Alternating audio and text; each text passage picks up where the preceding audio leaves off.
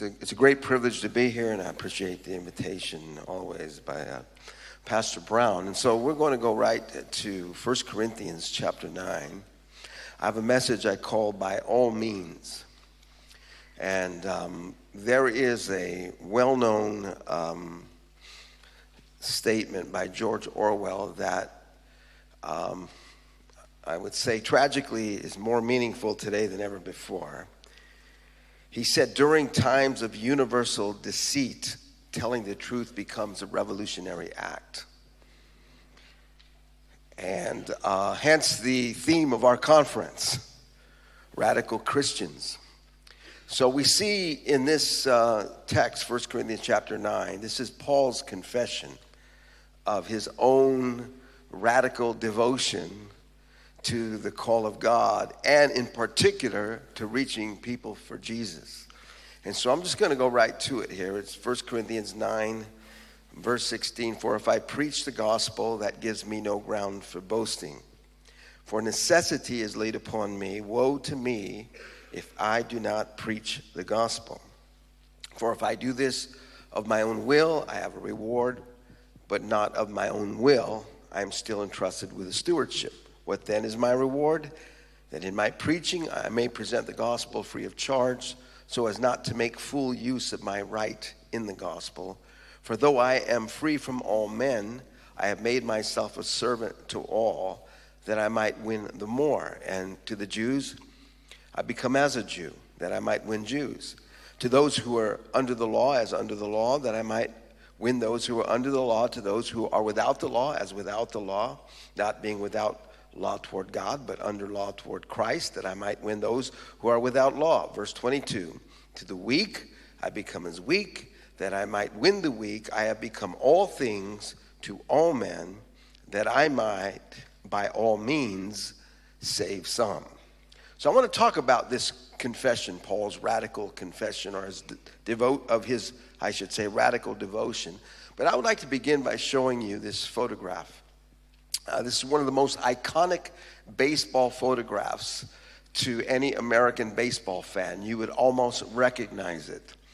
And basically, this is a picture of Jackie Robinson stealing home in the 1955 World Series Dodgers. He was a Dodger versus the Yankees. And what makes this photograph so iconic, some of you might recognize the name Jackie Robinson. Chadwick Boseman, the actor, played him in a film recently called 42. Now, you can leave it up because I have to explain this, what's going on here. So what happened here, stealing home is a very, very unique event in baseball. In fact, this is the only time it's happened in a World Series since 1955. They're about to play another one. You know, we're getting close to 70 years and it hasn't happened. So just let me explain. Jackie Robinson was the baseball player that broke the color barrier. He came in 1947 and eventually was able to help his team finally win the World Series. Here's the point I want to make. It is not easy to do that. Like I said, it hasn't been done in almost 70 years. Usually this is how it goes. Let me give you just a quick thumbnail of baseball. There are 3 bases and then there's home plate. That's where you bat, and you have to go around all 3 bases and touch home to score a run.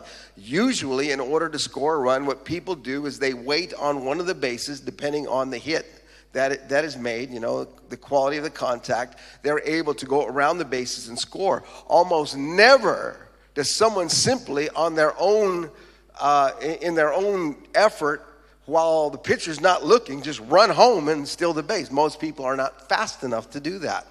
Well, in the 55 World Series, Jackie Robinson decided that he was fast enough to do so. You know, I don't know, you have to see baseball, but the catcher catches the ball, tosses it back to the pitcher. Sometimes the pitcher will get the ball, walk back to the mound, rubbing it, thinking about his next pitch. And Robinson just darted home, and he was safe. Now, the reason I'm bringing this up is, by all means, this man was not a figurehead. You know, one of the most tragic things today about today's culture is that they would just find an African-American man and say, just make sure the uniform fits, we'll promote him. This guy had it. He was a unique man at a unique time. And let me just finish the story here. Even though they did not win that game, they went on to win the World Series in 7 games in 55. They had not beaten the Yankees in the last 5 tries they had played them. And so we're talking about a man that literally transformed his team, transformed baseball, not because he was a figurehead, but because he had this radical dimension to him, a right man at the right time. And so this is what I want to say about Paul, a radical servant for a radical time. He was born in a radical generation. Paul was born literally in a generation that was imploding and it was going to collapse around him. And there's no question that he personally had been stamped by the radical times he lived in. In fact, we could even go as far to say that Saul of Tarsus had been radicalized himself. How do we know? Because when he was an enemy of Christianity, right? He was not only opposing Christians in the land of Israel, he was so radical that he had to chase them to Damascus. He was pedal to the metal. He was overwhelmed. And he had all the factors of his age working through him, like many of us do, and we don't realize it. Paul Johnson, who's a historian, he made this comment. He used this phrase. I love it. He said, the Apostle Paul represented a universal matrix. What a wonderful statement. You got to be an intellectual to come up with those, a universal matrix. And here's what he meant. He said that Paul actually had all 3 elements hung over Jesus' cross. Remember when Jesus was crucified? It was such a political and you know what I mean? Environment with all these different things going on. They had to put his name, King of the Jews, up in 3 languages. They put it up in Hebrew and Latin and in Greek. Well, Paul was the Hebrew of Hebrews. He was a Roman citizen, and he also lived in the Greek provinces. So he had all these things working in and through his life, and you could see that he was trying to make sense out of it all. As Pastor Lamb just spoke, God had this amazing call, but there was something that had just kind of these radical dimensions that he was exposed to, had kind of shaped his life. I believe there's a parallel here to the Jesus movement in some ways. Paul said of himself, for I bear them witness they have a zeal for God, but not according to knowledge. He was talking about himself as well. We had all these things going on. We had a lot of zeal. We had a lot of purpose. We had causes, but there was a lack of understanding and revelation behind it. It's interesting that much of Paul's teachings reference the end times, and as we know, Jesus is still coming back. But as I said a moment ago, the bottom line was they were the end times of his world. The land of Israel was destroyed at the end of his, virtually at the end of his life. And so what we're seeing here is that this shaped him. These radical elements did something in him, and when he became a believer in Jesus, there was a carryover of this, these elements working in him. Philippians chapter 3, he says, if by any means, there's that phrase again. He was an if by any means sort of guy. I may attain to the resurrection from the dead. Not that I have already attained or I'm already perfected, but I press on that I may lay hold of that which Christ Jesus has also laid hold of me. And so what I want you to get out of this is that God has always used people in radical times. He raises up radical servants. He told Ezekiel, he said, I'm going to make your forehead harder than their forehead. And so this is why these ideas are so important for us to consider. There's a statue of William Tyndale. I had my picture taken with William Tyndale. Whether you realize it or not, he's down at Embankment Park on the north bank. I don't know if you've ever taken the time. You guys probably don't. But London is filled with all of these historical references. And William Tyndale is just not doing much these days, but taking photographs with tourists.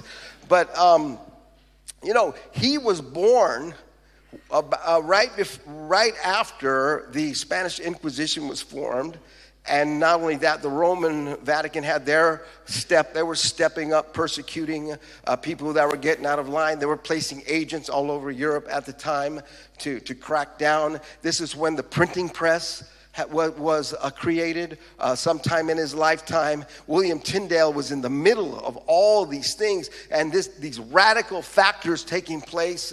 And let me just quote him for you. He said, "Let it not make thee despair." He's talking about the opposition that they faced. He said, "Let it not make thee despair that it is forbidden thee in pain of life and goods, or that in its treason, or that it is treason unto his highness to read the word of thy soul's health.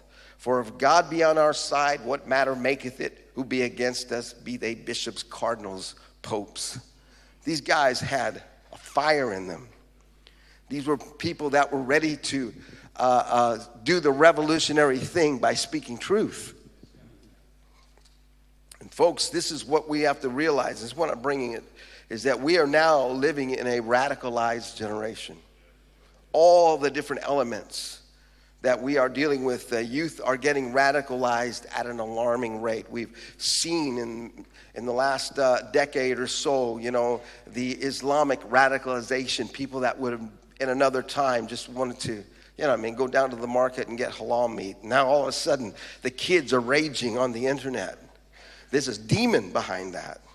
We see the climate change, radicalizing this whole concept of climate change. Your earth is supposed to be, in other words, if you're not Greta, you're not paying attention.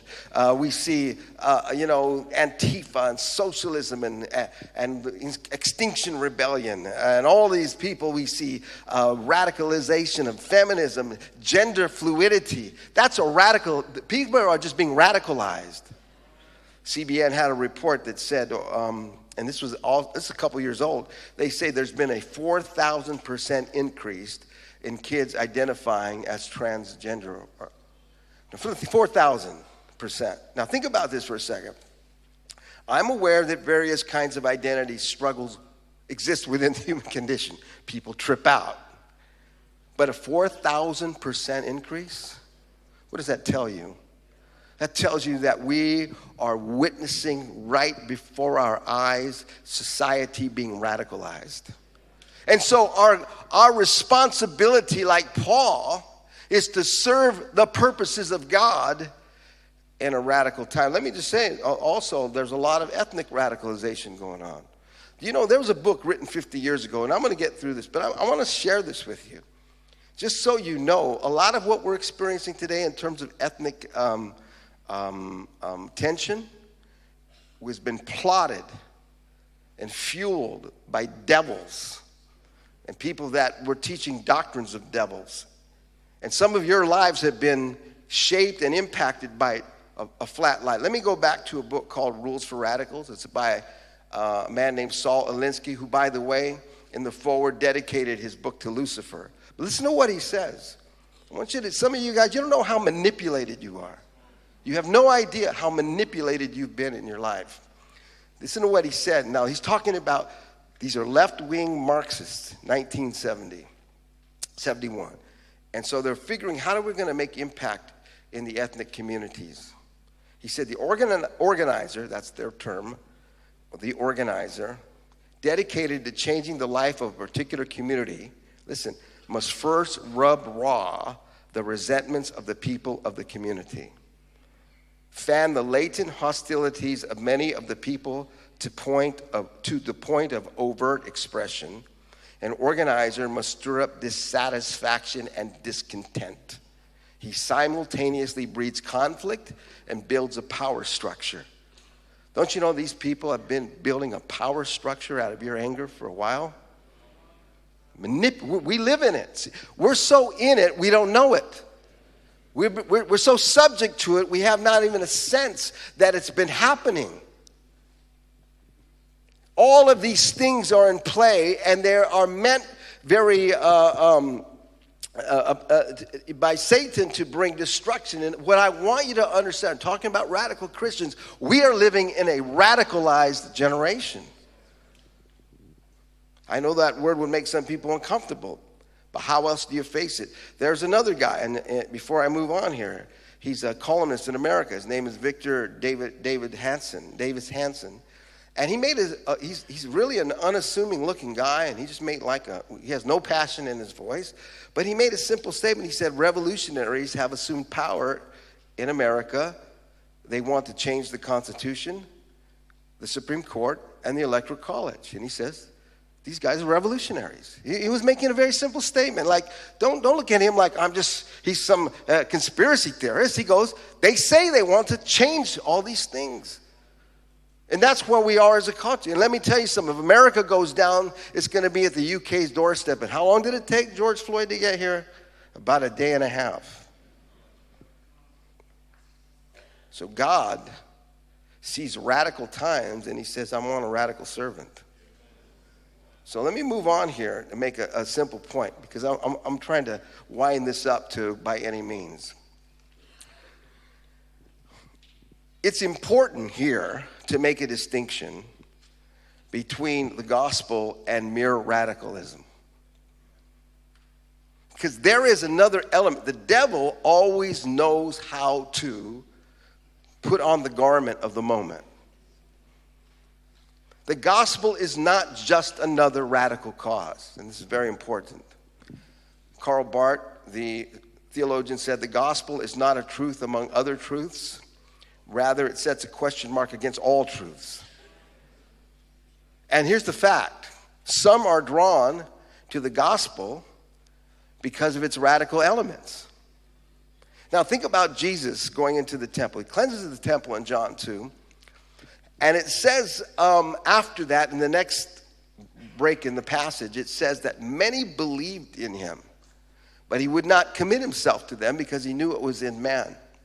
So here's Jesus, goes in, listen, the picture. He cleanses the temple.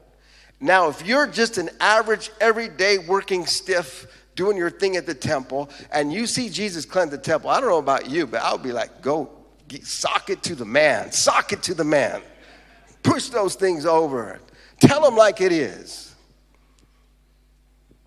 You wonder why Donald Trump is so accepted in the U.S.? I'll explain something that the media will never tell you. In the very first Republican primary debate in 2016, he started outing everybody on the stage. I gave this guy money. I gave that guy money. You're always begging for money, Bush. And he would start telling all these guys, and people saw him do that, and they were like, whoa, socking it to these guys. And he said, one of his questions, I heard you, the Republicans were saying, we heard that you invited the Clintons to your wedding. You know, he's supposed to be on the other side. And he goes, yeah, I gave them $100,000 to come. And they gladly took it. But when he started to do that, before that, let me tell you, a lot of people say, this guy's on TV. He's kind of a clown. He's always out there bragging. But there was something about talking to the man, you know? And people saw Jesus cleanse the temple. They're like, yeah, I like this guy, man. He's cool. He's cool. You know, let's face it, the Jesus movement had a lot of that in it. There was kind of like a sanctified rebellion, you know, in a sense. You finally got to tell all those religious people what you always thought of them already, really.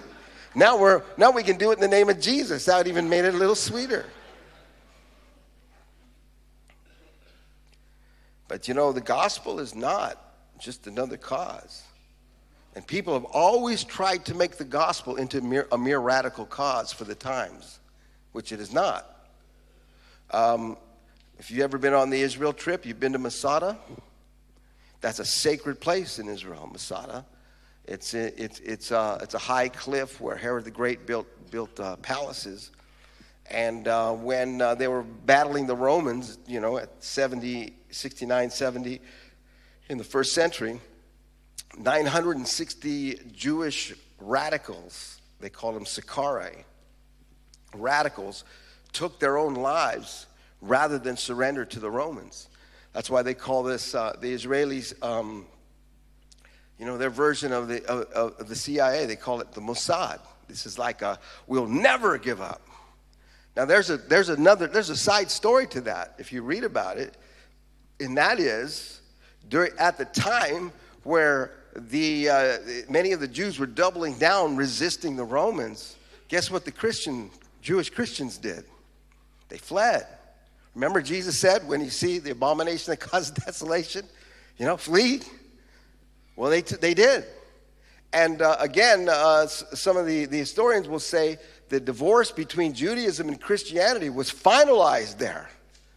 That they did not stay and they didn't defend the land of Israel. They went, you know what I mean? They went to what today is Turkey. They fled and they got out.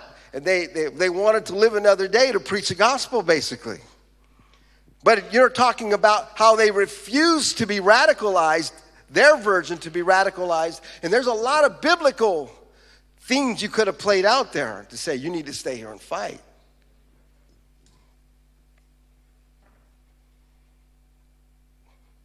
And the Jesus movement, let's face it, had a lot of this. Where you saw a radical, you get to speak out, you go, you know what I mean? You get the microphone, you get to tell off the whole world. Now, there's a little bit of that, you got to be honest. I like George Will's line about youth. He said, we youth, he said, tend to be enamored of rebellion and innocent of information. And so that's a great line. Because that's, when you're young, those are two very explosive things in combination, it's cool to be a rebel, right? And then you don't know a lot about the world. And let's face it, there's reasons kids get in trouble, but there's probably the same reasons you get saved and probably get married, because you don't totally understand the world around you yet. But some people, I believe this with all my heart. I've known some people along the path, powerful people, gifted people I looked up to, who only liked the radical elements and didn't really like real life too much. Let me show you a couple pictures. I'll show you what it was like. Now, I got saved at the tail end of the Jesus. It was 1979. You can hold that there. I want to show you this. There was one of the first Jesus People organizations in America was called, listen, Christian World Liberation Front. This is their name. They're based in Berkeley, California. On the left-hand side, they had a newsletter. I don't think it was a monthly newsletter called Right On. That's actually a nice double entendre there. And so, Right On. And so, can you imagine today a Christian organization calling themselves the Christian World Liberation Front? You would have the FBI repelling through your front glass window. Not that you have to do much to get that anymore, but, the idea, these are radicals, and their whole view of Christianity. And the second one, this was a very common poster. I was surprised to find out they were actually the ones that made this poster. But it has Jesus, wanted, Jesus Christ, And so here's a picture of the ultimate counterculture figure there, you know what I mean? The cops, and he's just mistreated, and they're looking for him, and he's underground, and this is what real Christianity is this. You guys wonder where, you hear Pastor Lamb preach, you wonder where we came from. Well, this is many of these streams were working in us. And I remember we probably used that poster, a variation of it. So But here's the difference. The gospel is an encounter with Christ. Radicalism and radical causes are expressions usually of groupthink and not self-discovery. So real Christianity actually draws you, as we heard this morning so eloquently, draws you into a relationship with God and a personal encounter where all of the other kinds of causes which are out there, they usually move people to join the mob and find a way to express their anger. I'm moving on here something. What I'm trying to say is, it's a lot of people, they get involved in the radical elements of the gospel, but they're still filled with a lot of rebellion that they refuse to repent of. There's a paradox that is connected to the gospel. And you know what that is? That even though it's a radical experience that brings radical transformation, it has a normalizing effect. Does that make sense? It's a paradox. You're radical. You get saved. You have a radical experience. You go out into the streets. It's a radical thing, but there is an identifying marker of people that know the gospel where it actually normalizes you. And there's a lot of people that hate normal. Pastor Mitchell used to, we know this very well in previous times. When he had a lot of hippies getting saved, right? They all look like Charles Manson.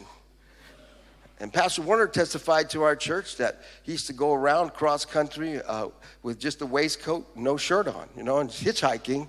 And so this is the culture. So Pastor Mitchell said, guess what, guys? If you're he would tell his converts, particularly these young men, he would say, you need to shave, right? Put on a collared shirt, apply for a job, and join the family of man. Now, think about this radical movement, all these Jesus hippies and this and that, talking about LSD and all these stories, and he's normalizing them. He's orienting them to real life. There's a lot of people who hate real life. And they hide behind the gospel and the radical elements of the gospel to avoid it at all costs.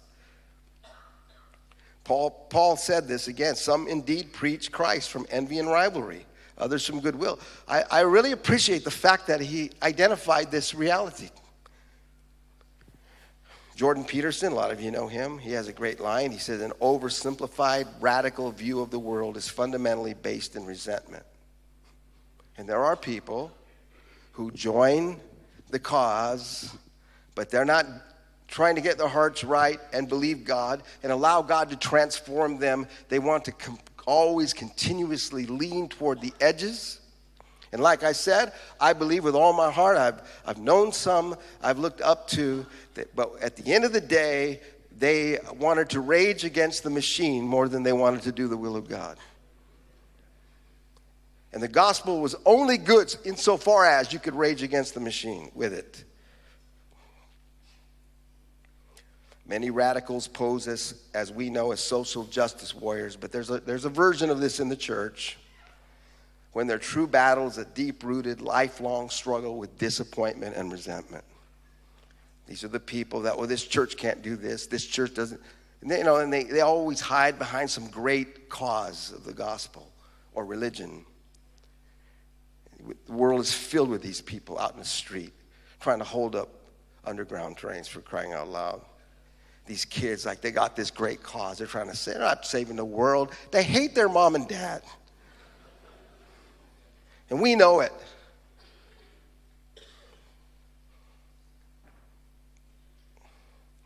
Just one other verse here. Paul said, I urge that supplications, prayers, intercessions, and thanksgiving be made for all people. This is 1 Timothy chapter 2. For kings and all who are in high positions, that we may lead a peaceful and quiet life, godly and dignified in every way. That does not sound like the Paul who raised trouble everywhere he went. But then again, he's saying, listen, part of the gospel is you settle down. God changes your life, and you learn how to be a normal person. And a lot of people out in the world are acting out. They're acting the fool. And they use Christianity to cloak that. And they call themselves radicals. So let's get down to the root cause. I'm going to close here. The bottom line is this, and it goes with the text. The root cause, or whatever it takes.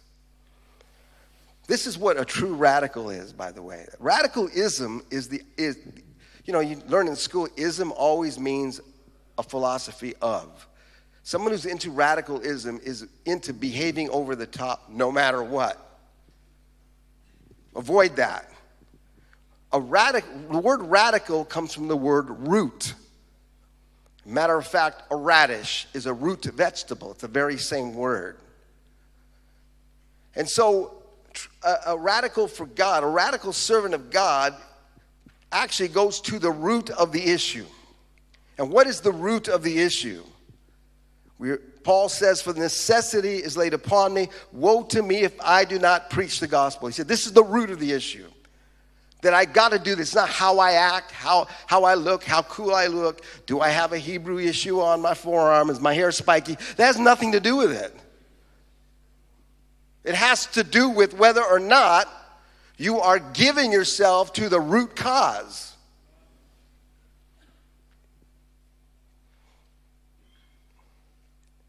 It means the call of God is the bottom line. And radical means whatever it takes. You got your bottom line, whatever it takes. I showed the picture earlier of Jackie Robinson. Jackie Robinson's on third base saying, we got to score whatever it takes. If this hasn't been done in 150 years, who cares? I got to score whatever it takes. I think one of the most overlooked verses is in 1 Corinthians chapter 12. We get an actual order here. I believe this is sequential on purpose. He said, first apostles.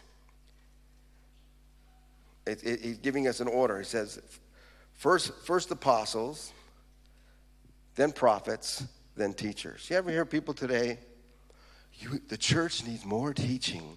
Now, I like teaching. I think it's a great thing. But the Bible says the messenger is ahead of the teacher. But likewise, in the Bible, the apostles are first apostles. The top of the flow chart of Christian ministry are apostles. And you think, well, why is that? Jesus didn't choose, he chose 12 apostles, right? And each of those people had a duty, and that duty was to go into all the world. And we know that from some historical references that they believe that James went to Spain, Andrew to Greece, Thomas to India, you know about Peter and Paul and Rome. All of these people were dedicated to the proposition of fulfilling the call of God by any means necessary. That's it.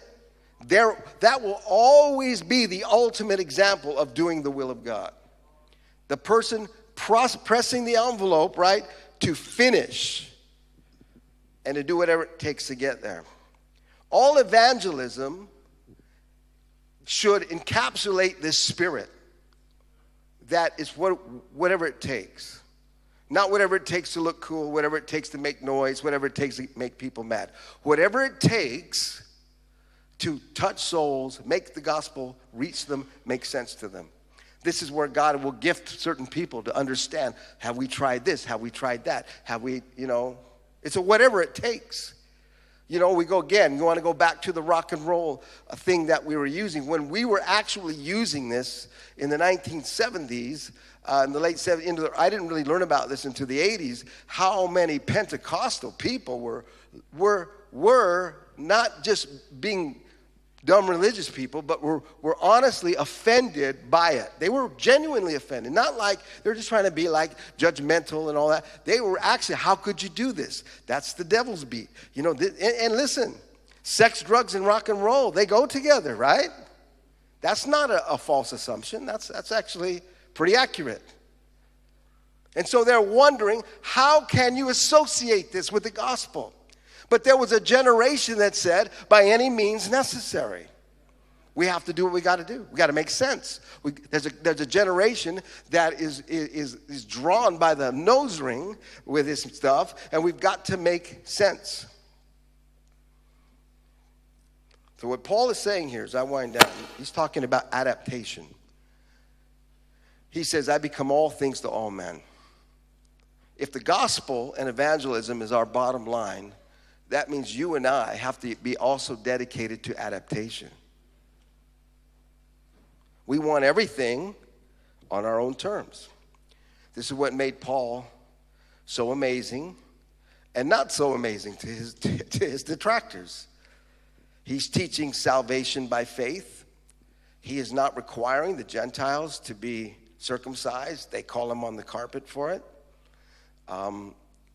And he has to go to Jerusalem and answer. They think he's a mad scientist out there doing crazy things. He's got to answer for it, and he does. And they listen, and the Holy Spirit confirms amongst all of them.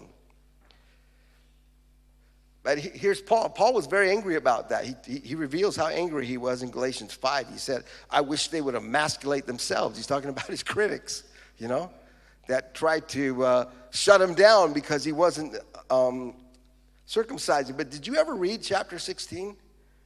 Acts 16, it says, yet Paul had Timothy circumcised because they knew his father was a Greek. I want you to get the picture. Acts 15, he goes to Jerusalem and boldly represents the fact that you do not need to be circumcised to be a Christian. They agree with him, and they make that landmark ruling, right? No paganism, no fornication. We're not going to trouble you with anything more than that. And then, as he's walking down the Supreme Court steps, reveling in the victory, he tells Timothy, by the way, you need to get circumcised because your dad's a Gentile. Like, what? Talking about bipolar here, man. But what's he doing? He's saying, that was then, this is now, that was here, this is this is there. That must have confused Timothy a little bit. He probably walking down those steps saying, phew, I almost thought I had to get circumcised.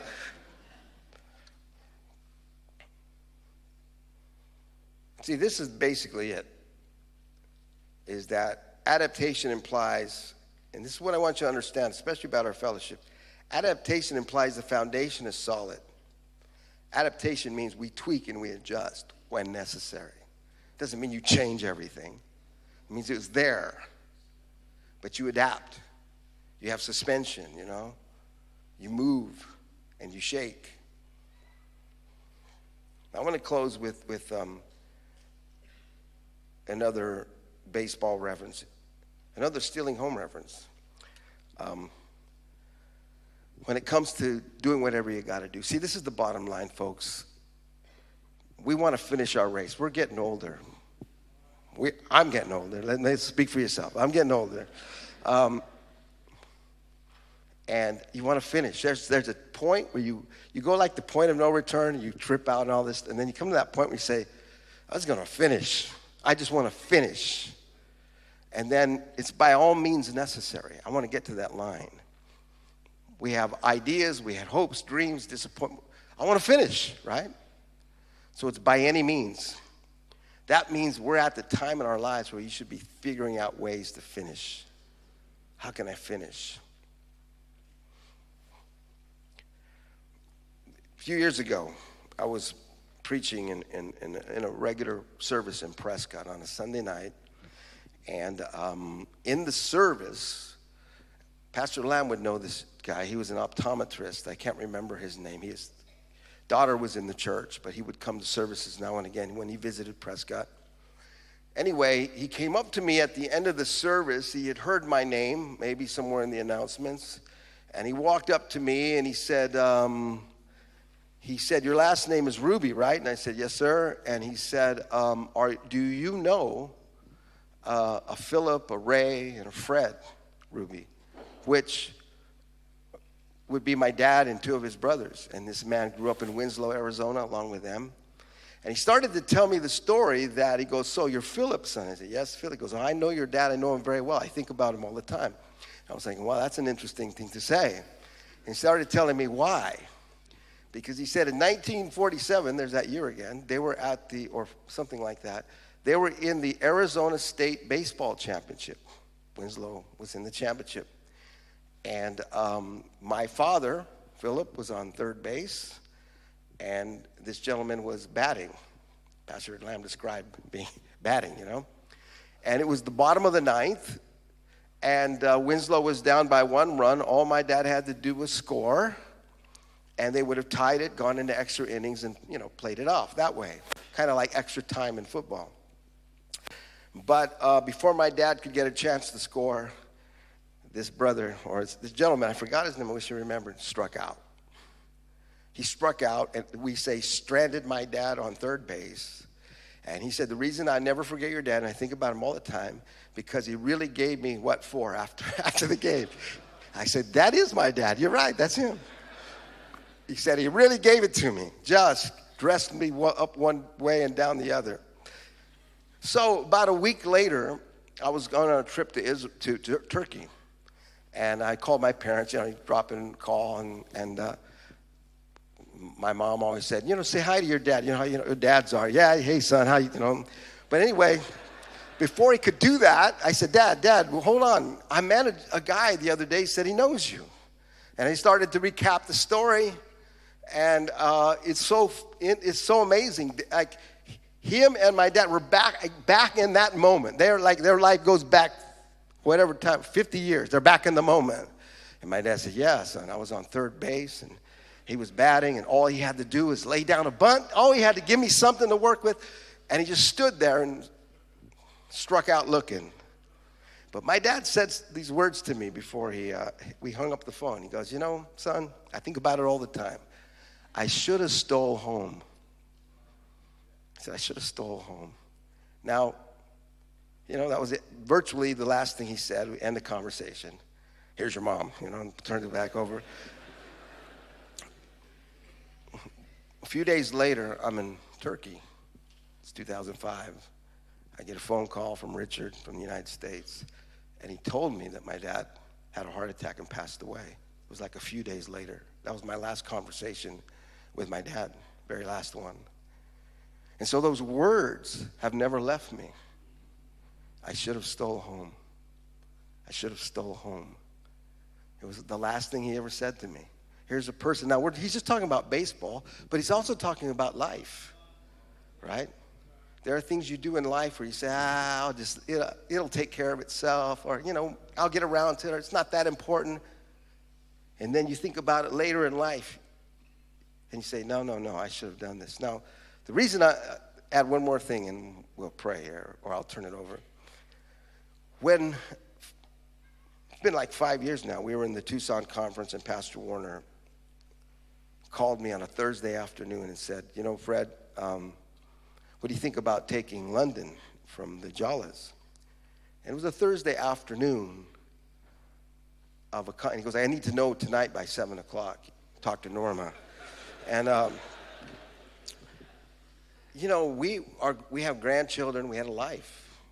You have your world. We're not kids. I'm 55 at this time. And, you know, it was very hard. You're thinking, but finally, you know, I'm not going to lie, we had like 5 hours of drama, however that long it took to go to 7. 5 complete hours of drama. And then we decide, yeah, okay, we'll do it. Right before the service. So I go, yeah, we'll do it. And when we're praying, you know, I'm kind of emotional about this and kind of anxious. And I'm a lot of things-ish at this moment. And I remember Pastor Warner, and I know this sounds kind of corny, and I don't mean this to be corny, but Pastor Warner's praying for us, you know, on the next night, on the Friday night. And I've had 24 hours of just anxiety and whatnot. And I remember, I prayed. This is my prayer. I said, Lord, tell my dad I'm going to steal home. That was something that really came up out of my spirit at that time. Maybe I was being a little maudlin, as you say, but that was in my spirit. Like, just, okay, whatever. Let's just do it. It's all about doing the will of God, right? It's all about by any means necessary. I want you to bow your heads. We're gonna give God glory as our pastor comes this morning.